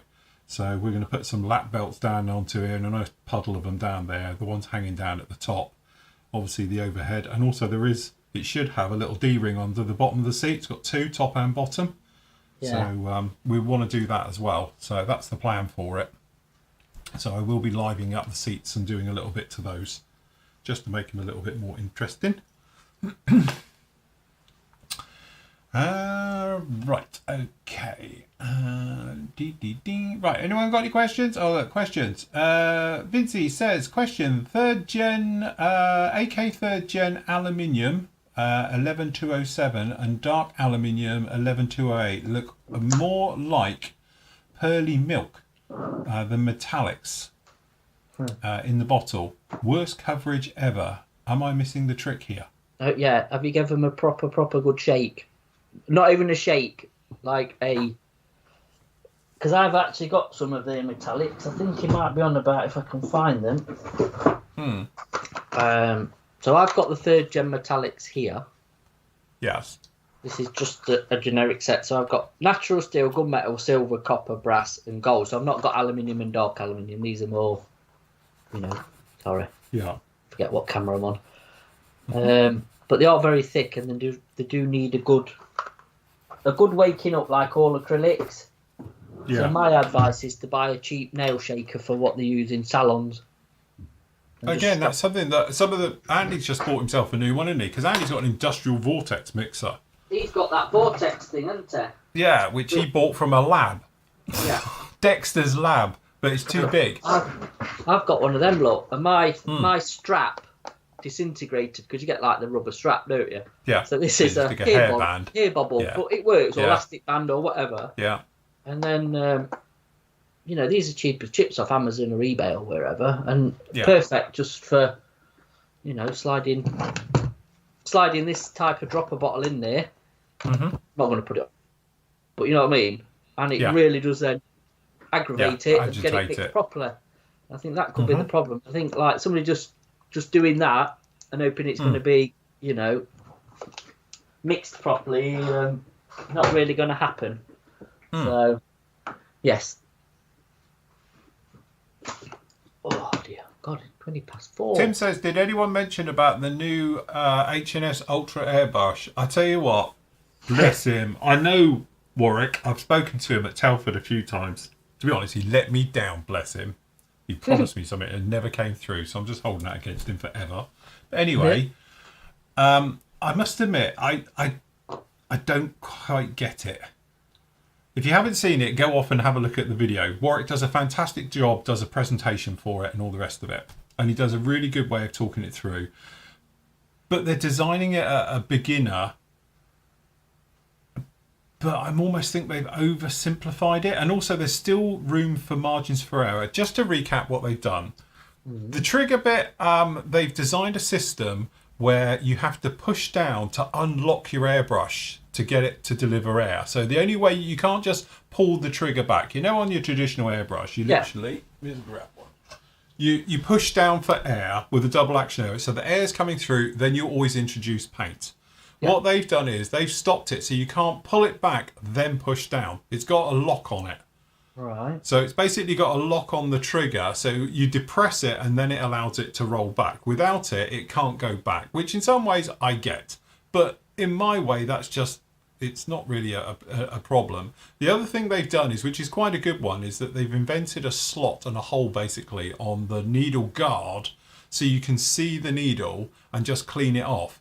But there again, if you buy the one with two-pronged cut, which I really like, which is the one that they've done forever, which is this one here, you don't have that problem anyway, because it's just two prongs on the end and you can see your needle. So again, it's a bit like reinventing the wheel on that one, which, but anyway, basically it's talking about one of the biggest problems that people have with airbrush is stopping and starting, and that's because it clogs up on the tip. So basically that bit where your needle is just poking out the end of the nozzle, you get a paint build up there, it can't work. And obviously the spray pattern goes to pot as well because of that one. So that's really what it's talking about with that. The other thing is though, on the back here, the body of it, like you would have here, there's a collar just here. And what it does is it's got indentations, it's got cutouts into it, so it can only pull back to certain distances. So one of them, it calls it as being basically a collar, and it's got like a full pull on it. So it allows the trigger, like here, to travel all the way back. But so there's a big indentation. But as you rotate it around, it stops the airbrush going back. So what it does is just reinvent this bit. So instead of this coming all the way forward, so that's the maximum pull you can have, they've just moved this device up here and it's on a setting. But that's my problem to it, because they call it and they say that now we've made it simple. A simple 50-50 mix of paint means you set it to this mode and then spray, you'll always get this. But we all know as modelers, and anyone who's ever used an airbrush, it doesn't matter, because a 50-50 mix means absolutely nothing. It depends on your air pressure. It depends on your, what you're actually, the type of paint you're spraying. Is it lacquers? Is it acrylic? So you're trying to put model color through it, something else like that. There's lots of different variables. So although I understand the basics of, that's how it is. So it's a 4-way rotating barrel, if you like. One allows it all the way back, and then with each click, it's further forward. So you're only allowed to go a little bit. But the way they're saying about, it's supposed to be a fistful down to literally like 5-inch distance from you. I'm just thinking, honestly, I've been teaching people how to airbrush for the best part of 20 years. And that just doesn't float.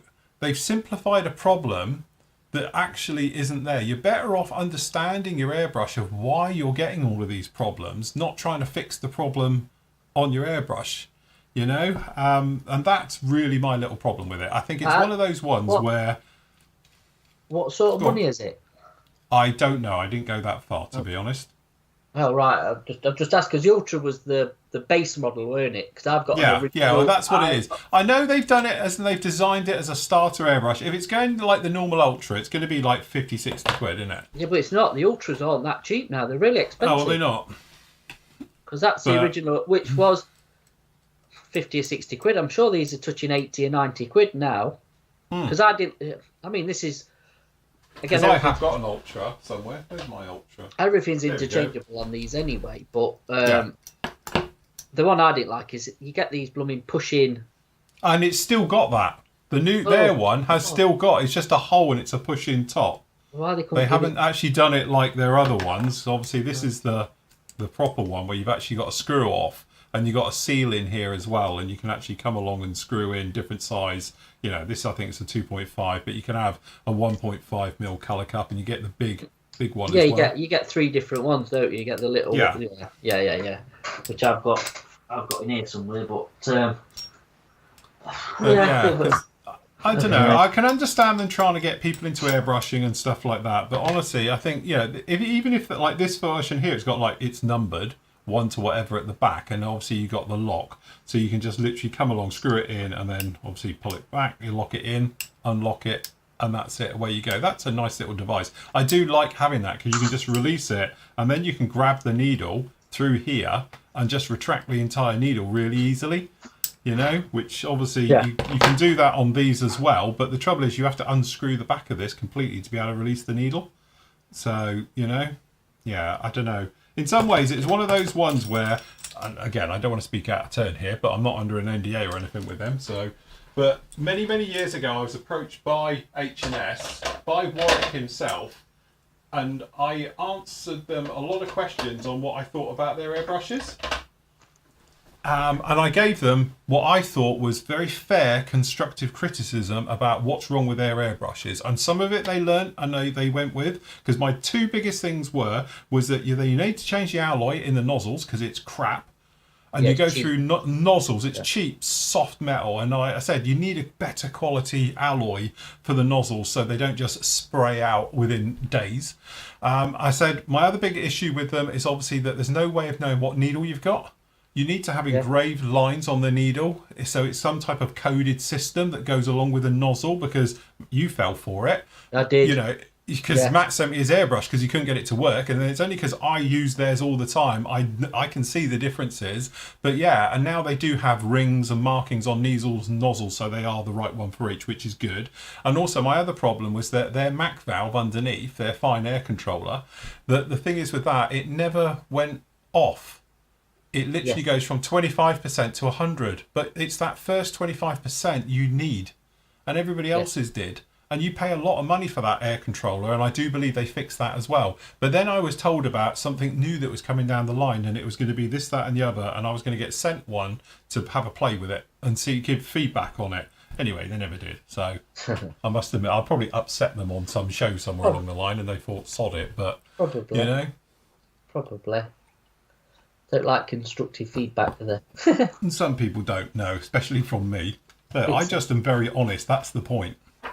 You know, and that's what it is. And like I've said it, and I will give feedback to anybody who asks for it. If they don't ask for it, I won't tell them. But if they ask for it, they'll get both barrels. And that's what I've always done, which I would rather have than, you know, people make snidey remarks behind your back or something, you know? Well, let's be honest, it's them that play to the audience as well, that as in, you know, I don't know how to put this, allegedly, shall we say? Yes. Well, yeah, I know what you mean. But do you know what I mean? If they get sent a kit, they've got to do a favourable review because it's kind of... Yeah.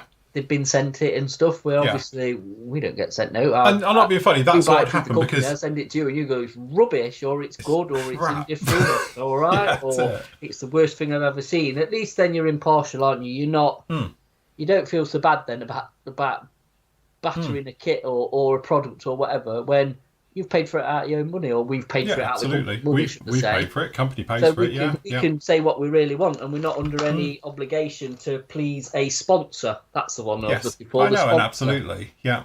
Because they're not going to be very happy with you if you give an honest opinion on something and they're sponsoring you. Do you know what I mean? And that, you know, it is what it is, I suppose. I'd rather be like we are than, like you say. But I think at the end of the day, to manufacturers. I think sometimes, and I've seen it, and I know people who have done it even, and it's that thing about if you're given something, you feel like you have to give a positive review. Yeah, I think that's always been the thing where you're not going to get it with me. You're going to get it honestly. I always look for the good in a kit. Don't get me wrong, or a piece of equipment, a tool, an airbrush. I'll look for the good in it, but deep down, you're going to get it, and the manufacturers know that. And I'll be honest, Airfix is the only ones who literally don't care. They are literally, it's fine, you can say what you like, honestly, you know, and they know me well enough. I've worked with them now long enough that they probably know that even if I come out and it's bad, I will still find the positive into it, but at least it's going to be done in a constructive way. I'm not just going to say it's crap and just slate it for a 30-minute video just for clickbait. That's where my videos, as you know, never say anything about it. I don't do clickbait, full stop. You know, so it's not like some videos and they'll say like, this is the worst airbrush I've ever used, or this is the best airbrush used. I'll just put up, this is the airbrush that I'm using, and that's it. I don't do any of that crap, because at the end of the day, you watch it, you're going to watch it. You don't. And, you know, but that's the whole point. I've said it, it's just drama, isn't it? Like it is. People like the drama. The drama gets views, which is a sad fact of the society as it is, isn't it? You know, and I'm not just saying for this, it's literally everything, especially on the YouTube world as well. But I've noticed it even coming into sort of mainstream media of latched onto it, of like, you know, these massive drama headlines or whatever. So people either click on it or watch it or whatever. And it's a bit tiresome to me. I just, My point with all airbrushing has always been, I know the guys are talking about Fenger in there, and I am watching it, and it is that, you know, at the end of the day, is that you can have an airbrush that is a very expensive piece of kit and it works brilliantly. No problem at all with it. But you can give it to somebody else and he'll have a nightmare with it. Because airbrushes are very, very sort of personal things. And I know you'll get the guys, and it'll be one of those things, because if I ask 10 people in the chat, you're going to get 10 different airbrushes, and they'll give you 10 reasons why they would never use anybody else's. So airbrushes are somewhat like cars. You get people who drive Ford, you get people who drive, you know, Chrysler or whatever it is, you know, and let's face it, if you drive a 4x4, oh, that's just the worst thing ever. You know, because I don't own a sports car, but I imagine if I had, like, you know, a sports car and my track car, everybody else is shite. Because that's where you've gone with. You put your money into it. That's your passion. That's your love. You know, it's like me with Land Rovers. I've owned Land Rovers. I owned a Series 1 for a long time. I have a certain passion. They're crap. Don't buy one. They're noisy, rattly. They're horrible. But I love them, you know, and that's the whole point to it. But airbrushes is one of those things where, you know, you can't say anything positive about an airbrush because somebody hates them. Even if it's not a problem. But what I've always said is that forget what you're using. It doesn't matter if it's a 15 quid Fenger or I've got a 480 quid thingy behind me.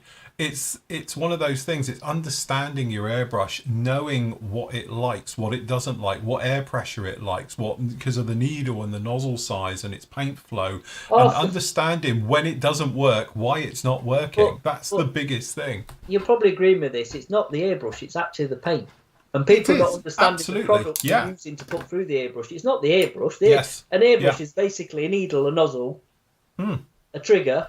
Whoever it is, it's the same design. Yeah, literally, absolutely. Yeah. All right. There's different qualities of what they've made it out of, and different springs and different components. So you do get some more refined than others. But the basics of an airbrush is whether it's like the cheapest one on the market or the most expensive is exactly the same. Yeah. Mm-hmm. Yeah. But the people, when they thought I can't do this and I can't do that, it's down to the paint that they're using or not understanding the paint system properly. So then it either clogs up or it's too thin or blah blah blah. We always get the pressures too high, the pressures too low. There's a lot of variables with airbrushing, like we've mentioned loads and loads of time.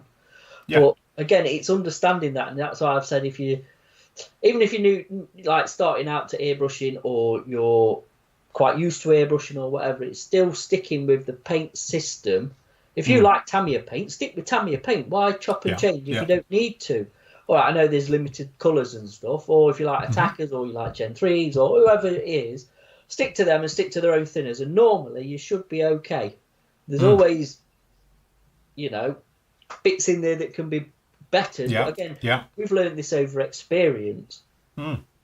Of experimenting and trying and go, oh god, that's awful, or that works well. Like thinners. Thinners is a prime example, isn't it? Will this thinner go with that paint, or will that, that paint work with that thinners on stuff? Well, again, it might work for me and Phil, but it might not work for you. I've often said, I used to have this thing when I was learning airbrushing in the 90s.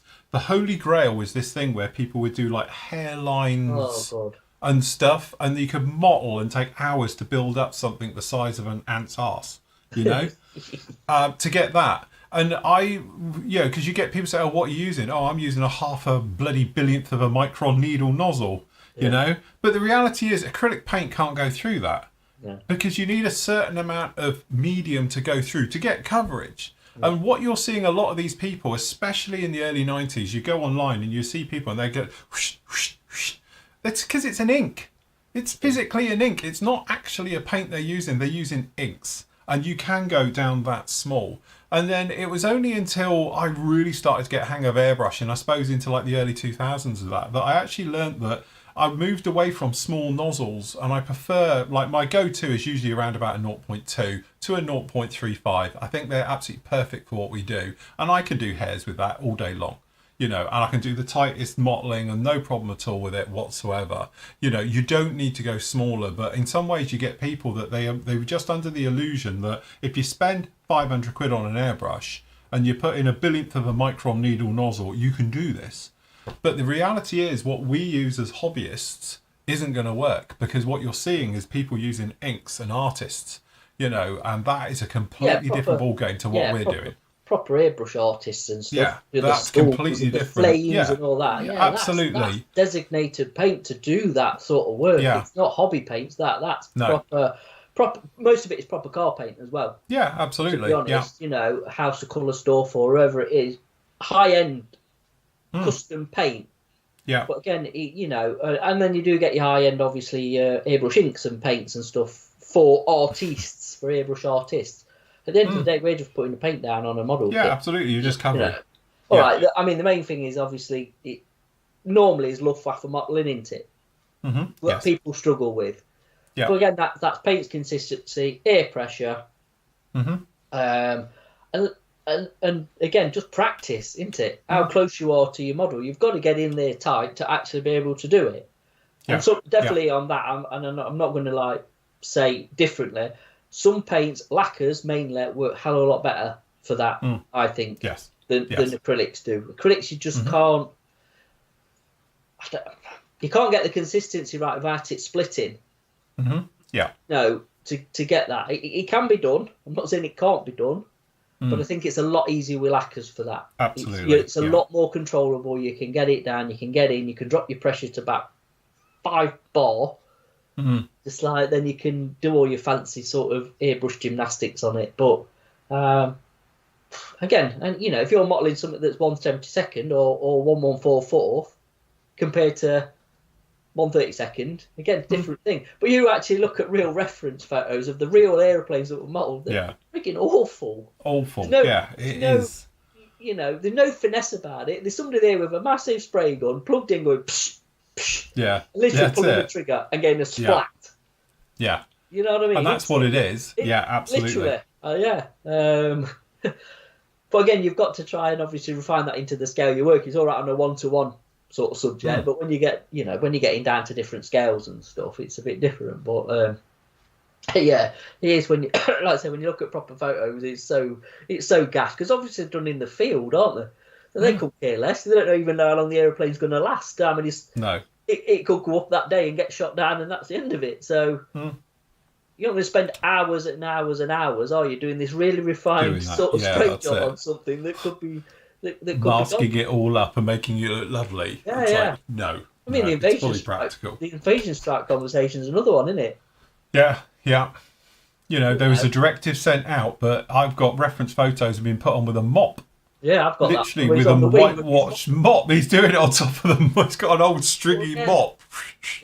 You know, that's it. It was what was had to be done at the time because it was so short notice of what they needed to do because nobody knew about it, did they? So they just dropped it. Right, we're going to put these on it so you don't get shot down or whatever, and it needs to be done by such and such. Quick, whatever you've got, brush it on. The trouble is with that though, when you've got a model kit, it does look a bit odd when they're not sprayed. I do think it's authentic, but I think it's odd to pull it off to look good. Yeah, to make it look right. I've seen some people do it with a very fine brush and they've just roughed the edges and made it look right, but otherwise it does look crap. It's, you know, crisp white lines look great. As I say, if you try them, I must admit, I never try and do the edges so much, but I always try and sand them in or wear them and chip them in a little bit, just so they've got a little bit of, you know, not too nice. They're not factory just to wear fresh. them in. They're not factory fresh because I don't think they're ever factory fresh. And the leading edges are worn and stuff like that. Yeah, that's it. It's been on them and stuff. I agree with that. That does look a lot better than, like I say, they've just been done. But yeah, interesting. Right. I'm going to lose my voice. I can feel it going. Okay, all right. So we'll make a move now anyway, guys. But just to say, just a couple of questions down in here. I agree with James. He's basically saying about you get smoother control with a decent airbrush. The cheaper ones are rough and all the rest of it. Yeah. It is. But like we were saying with the Fenger one, again, it's come into its own. It's actually really nice now. And again, a little bit of lube. Just even if it's WD-40 down the back end where the mechanism is, you don't need to worry about, you know, anything because they're going down the front. Down the back end, squirted WD does miracles for them. Really, really nice with that one. So I agree with that. And then Tim says, if I was running the airbrush classes again, what would you choose? The PS270. Again, like I said before, the PS270 for bang for buck, I think is a beautiful airbrush. It does everything you could actually need. If you're a beginner on a budget, honestly, have a look at the Fenger 180Ks. I think if we did them 25 again, quid, we did them again, we probably would use the Fengers. Probably. Yeah. Because people come into an airbrush class are normally beginners or coming into it, so they're not going to want to chuck like 200 quid or whatever. Because I mean, I know that PS, what was it, 270, isn't it? 270 was quite reasonable when obviously we got ours, but they've gone through the roof price wise. They're an expensive airbrush. They're a nice bit of kit. Yeah. But they're not a cheap thing, and people, you know, I don't think folk are going to want to spend that if they don't take to airbrushing. Where if you bought something for £22. It's not so much of a hit in the pocket, is it? No. So a PS270, current prices, you're looking at... 170 now, are they? 160? About 135. Oh, that's cheaper. I thought they'd gone up a lot more. Yeah, no, they're about 135 for my one. Right. So I've got mine's the Procon Boy, PS270. They're about 135 I've got in there for the 0.2, which is the one I've got. Yeah. So again, you know, when you're looking at it, comparing it up to other prices of other airbrushes, when you're going through things like Harder and Steenbecks and things like that, for the same like-for-like airbrush, you're poking literally another 130 quid on top. So, that's my only thing to it. But, you know, like we said before, guys, if you use an airbrush and you've been using your Iwata that costs you 350 quid, if you're still using it in 10 years' time, you've had your money's well and truly out of that. You know, Yeah, let's face it. You've got a good bit of kit and it's serving you. Do not change. I know we often talk about airbrushes and stuff like that, and I've banged on about the Fenger now for the last year or whatever it is, purely because I used to say that don't buy cheap. Do not buy a cheap airbrush because you will have problems and it's an uphill battle. I've eaten humble pie. I take all of that back. I was wrong, because for 25 quid, that airbrush is a mega bit of kit and it does everything that my PS270 does. It's not as refined, the materials aren't as nice, it doesn't feel as nice quality and all things like that. But for putting paint down, does exactly the same thing. Yeah. You know? So, but again, it's one of those things.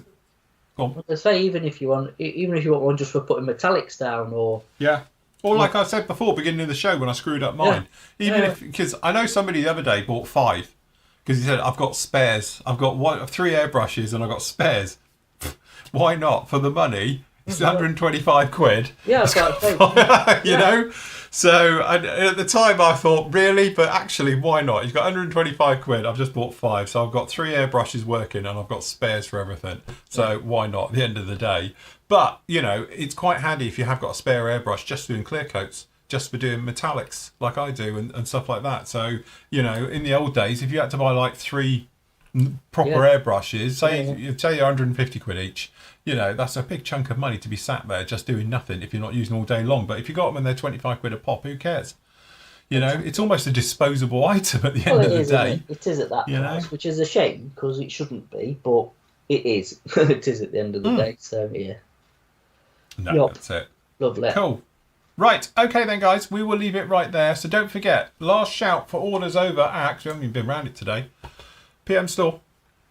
I've got the last of the specials up on here before the break. Can I just say that F104 is the last one. Oh.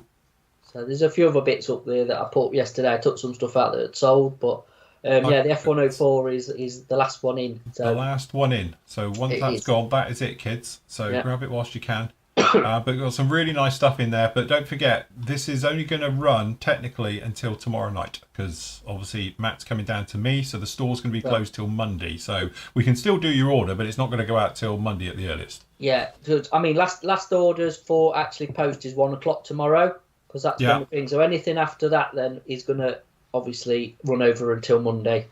So, if there is anything you would like, I would get your order in either tonight or tomorrow morning early, and then I will get it out. I will get it out to you, so you should get it for the weekend. So yeah, just a quick one there to Wojciech as well. He's just asking about every time he pulls the trigger, he loses about 3 psi on his airbrush. You will, because that's normal. You will lose a certain amount of drop off onto it because your hose, as well as the length of it. So if you shorten the hose, it's usually a little bit shorter. But if you've got a bloody great long hose, that won't help. And also remember, airbrush hoses, over time, they swell. I used to use just clear pipe. And if you look at them, they were like a new one to an old one. They almost double in diameter because the actual pressure over time makes them bigger. When they get bigger, they actually start to contract and swell. So after a couple of years, you might want to switch out your airbrush hose as well. Because the braided ones stop it from going too big, but even the braided ones inside, they, you know, it's expanding and contracting. When the airbrush is in there, it's big. You release it, they contract and lose a bit. And then obviously you've got the working pressure then is what's coming in. So what I would say is just go up a little bit more than you are. So when you drop back, you're at the air pressure you want to be. So, and obviously just blow your airbrush before you get going and you'll be in. But most airbrushes do that. Unless you've got a very expensive hose, that's what it is. It's just the pressure in the hose is just expanding a little bit. You know, obviously you've got the pressure in the tank. As soon as you release it, you just get that little drop in pressure so that you get that initial blast and then you get its working pressure. But that's quite normal. 3 psi sounds a lot, but you might be exaggerating. But mine does it a little bit. You can feel it. It drops off a little bit. And obviously as the tank's filling up, sometimes I can feel it get higher when it's getting near just to cutting off, and then it drops back to normal working pressure. So you should be fine. So yes, good job. Right, last shout as well for orders for Flory models. Obviously, I'm on holiday as of now, but I haven't done the orders yet, so I'll probably be doing them in the morning now. So because I've got Mr. John Buller, who's probably here by now, I think.